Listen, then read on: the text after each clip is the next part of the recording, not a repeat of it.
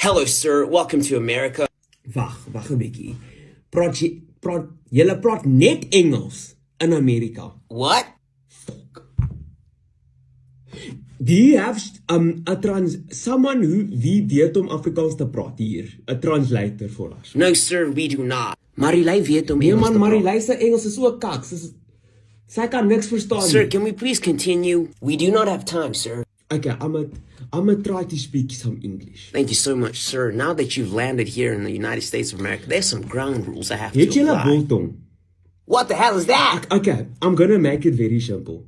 Can you guys give us a piece of land? And then what we're going to do is we're going to name that land Oranje Part 2. And what we're gonna do is we're gonna build our own little country there where it's just us Afrikaners. Is that okay with you?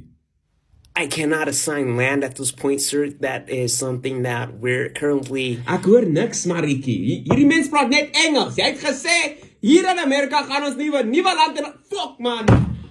What about rugby? What, sir? Because I have a kid here. He was in a school, law school, and I will rugby speel. Speel julle rugby?